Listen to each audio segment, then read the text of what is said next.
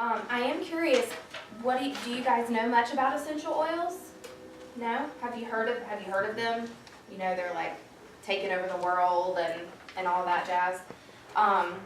So I have a little PowerPoint here. I'm gonna say what's on there just so you can have a visual too. I've been using essential oils for almost 4 years now, and they've really made a huge impact in my life. With anxiety and sleep and just a racing mind, they've really helped me calm down and not have to take as much medicine.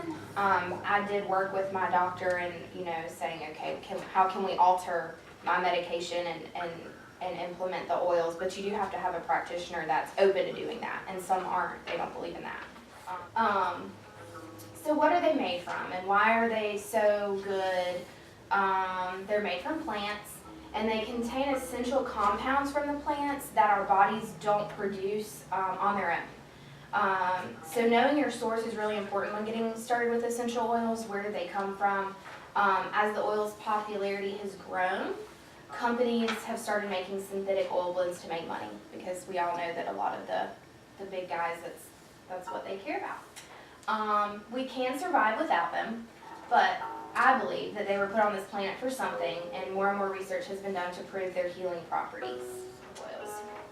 They're pretty and they're fun, and a lot of times when I first looked down, I'm like, how much for this little bottle? Like, what? I mean, this better cure me, right? So, but they're so potent. I mean, it one drop goes a long way.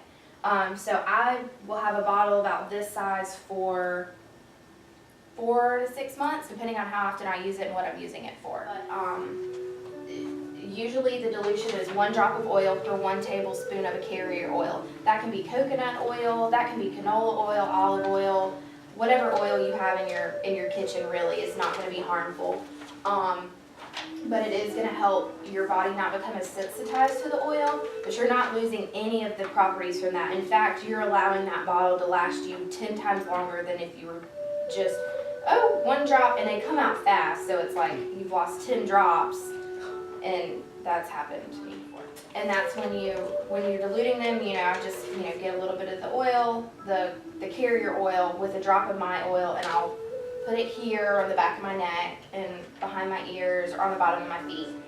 It's easy to get really excited and be like, oh, I can come off, you know, all these medicines, and I can be healthy, and they work just as well in pair with your medicine to relieve some of the surface symptoms that your other medicines may be causing, like chemotherapy. So just make sure that if that's a path you want to take, just finding a provider that really specializes in that.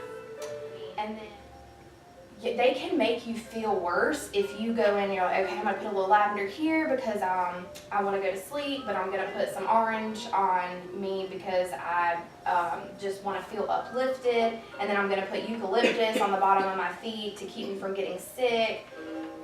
It's just really important to implement one at a time and see how your body responds, see how your body reacts. If sleep is your biggest thing, if your biggest concern, start with that.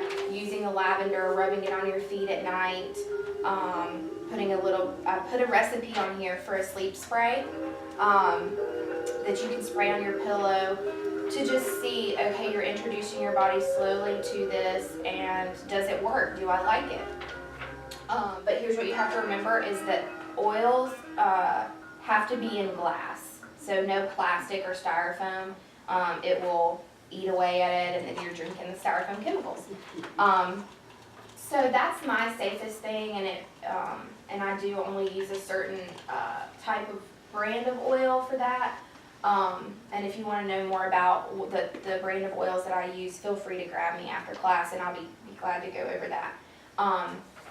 But just knowing, like I said, knowing where your oils are coming from, and then going to ingesting them is really important. I don't want to be ingesting some chemical or fragrance that I don't know what it is. So inhalation is, to me, the best way to use these oils.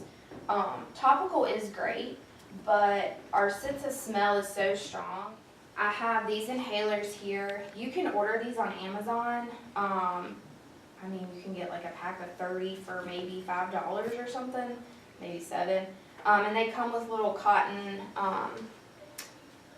rods that you drop the oils on. You put in here, pop the closer on it, and then when you need it, you've got it. You pull it out of your bag, and you just inhale it.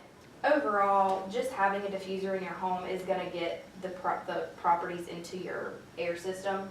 And it's a way for other people in your home to reap the benefits without having to do any of the work. So any caretaker that you have, or rambunctious grandchild, you know, you put some lavender in there and like, go stand over by that diffuser, it's time for a nap. Yeah.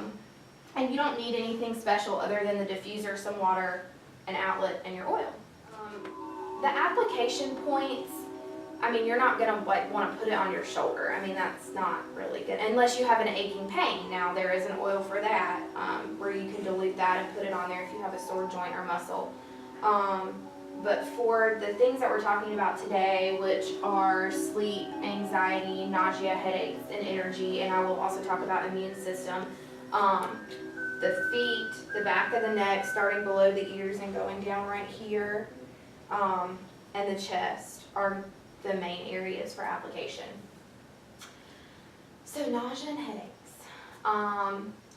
So I know that chemotherapy can make you feel nauseous. Peppermint and ginger are two of the most well-known oils for taking care of these problems. So getting your cotton ball or your inhaler, if you choose to go that route, an inhale is needed. And, you know, just a deep breath in through your nose, out, a deep breath, you know, about 3 times. Don't get lightheaded and fall over, but just kind of let it be, and it does all the work for you. Sometimes I feel so silly when I'm talking about these because I'm like, it really is so easy once you get started with them and you know the basics, and then you just build on those, and before you know it, you're an expert. For topical, make sure to dilute and then do 1 to 2 drops and run it straight down the back of your neck like I showed you right here. And that's really going to help. I do know people that will put it on their temples and around here, but then you run the risk of that oil dripping down, getting in your eyes, and you really want to avoid that at all costs. There are also roller balls out there that you can get and also order on Amazon. So you would put your dilution mixture in here. So you would do mostly your carrier oil and then about 10 drops of your essential oil. And then they come with little balls, and then you can just roll that on your neck or roll it on your wrist or smell that throughout the day. It's a less messy way of doing things, I guess. Now, oils are meant to be mostly preventative. Making them part of your daily routine can help, like with sinus, lemon, lavender, peppermint. Those are like kind of your base oils that you kind of build off of for everything, but a blend of those on your sinus tract, in a roller ball, diluted daily, 3 times a day, may keep you from getting that sinus infection that fall or winter or spring. But once you've already got the infection, you can help subside what's going on with you and what you're feeling, but it's not going to cure the infection. You're still probably getting antibiotic. Peppermint, really uplifting. Orange, rosemary, grapefruit. Any citrus oil really is going to be your energy oil. You can use them individually or you can make blends. And that's kind of part of the fun in oils.